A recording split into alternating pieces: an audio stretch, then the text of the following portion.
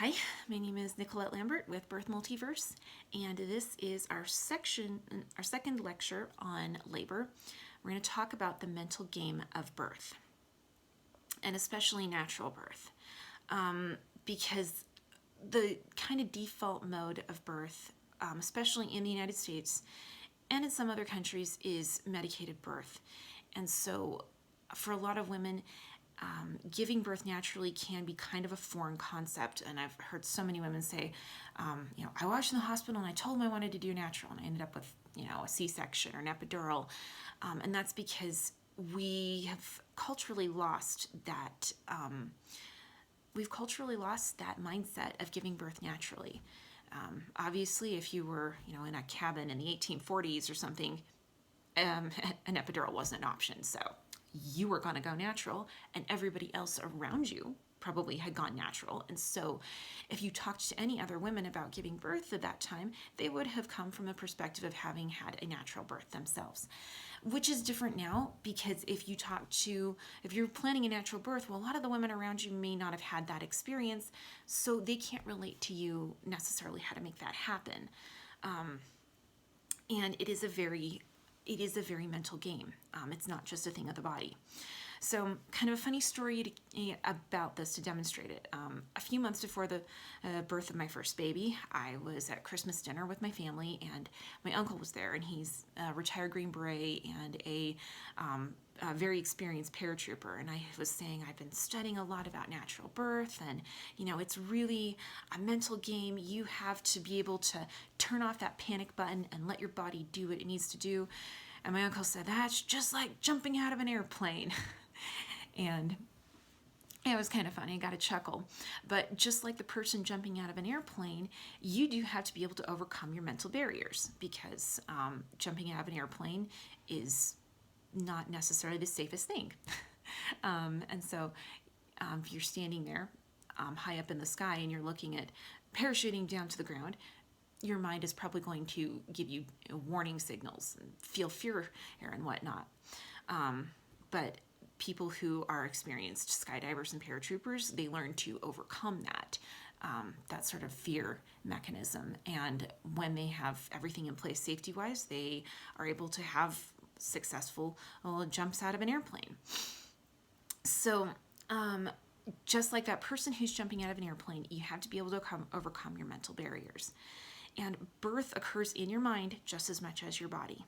And ironically enough, people tend to regard giving birth, which is a natural function of the female body, with more fear than jumping out of an airplane. So let's talk a little about these mental barriers that we see. In our modern era, I think the greatest barrier to a satisfying birth is that it has nothing to do with safety and really has everything to do with mindset. We have become accustomed to hearing that birth is traumatic, that it's painful and scary, and these all contribute to the fear surrounding birth. Now, no, I'm not going to lie to you, it's not going to be a walk in the park. I have had 3 natural births, and every time I have said I can't do it. I've said it's hard. It's work. It's labor. There's a reason they call it labor. It is work. But bringing a baby into the world doesn't have to be all fear and pain and stress. It can be special and sacred and beautiful. And that can happen even if you have a C-section. If you have the right people around you, you can make a birth into a special, sacred occasion, no matter what the almost any circumstances. So we become accustomed to hearing that birth is traumatic and painful and scary, and it's become so ingrained that a lot of women are really afraid of birth and even believe that they can't give birth without being medicated, having pain medication, and it really shuts a lot of women down, and their partners too, to giving birth without intervention. Again, if you think about it, the female body is designed to give birth without intervention, though, in general. If everything's going normally, which most of the time it does, You could be snowbound in a cabin or stranded by the side of the road, and the baby would still come. It's a that's how we are built, and that's how we're made. So there's a lot of myths within this mindset. There's a lot of myths about what it takes to have a natural birth. There's the idea that you have to have this really super high pain tolerance to give birth naturally. Another big one is that you can't give birth to your first baby naturally. And another one is that if you don't get pain medication, you're just being self-centered, or you're taking unnecessary risks, or you're just on an ego trip. You want to be able to say, I did it without any drugs. And none of these are really true. You do not have to be some sort of physical, stud, rock star to give birth naturally, because it's a natural function of the female body. Again, if your pregnancy is progressing normally, birth is progressing normally, you can give birth unmedicated. Funny story about giving birth to your first baby without pain medication. My first son was held at a high-level NICU for birth defect right after he was born. And when they're taking in all the information, they asked if my birth had been what drugs I had during labor. And I said I had nothing. I was natural.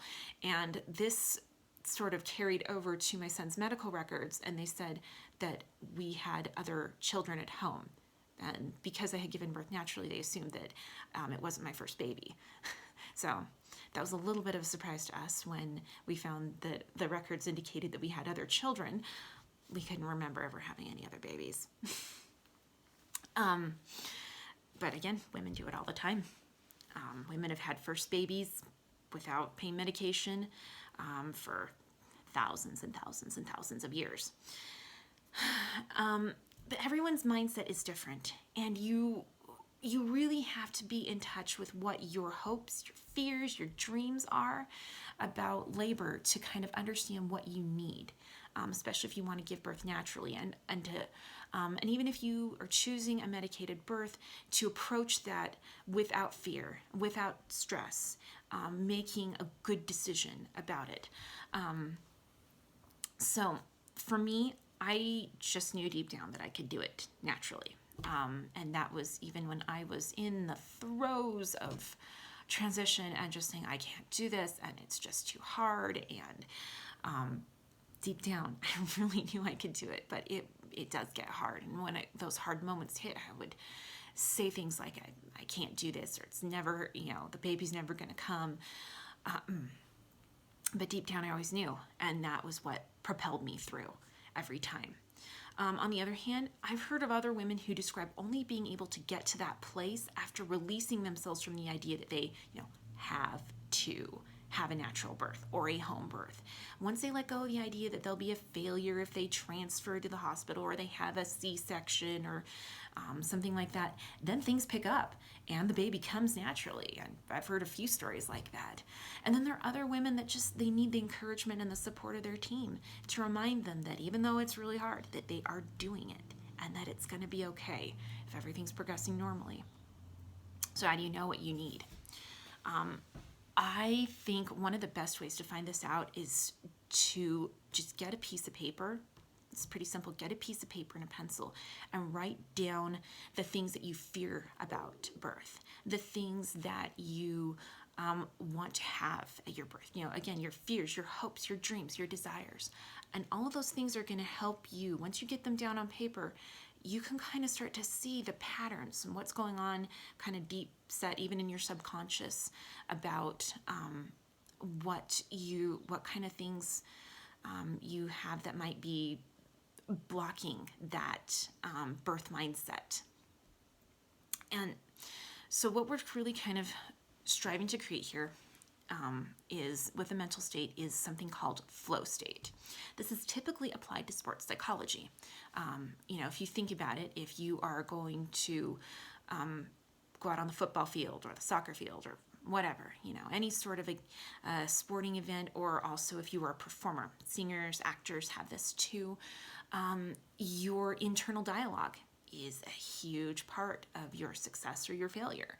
If you go in there saying, if you go out on the stage or out on the playing field and you're telling yourself that, you're going to lose and you're bad at what you're doing and you didn't do this, enough practice, your mental state is probably going to encourage poor performance there.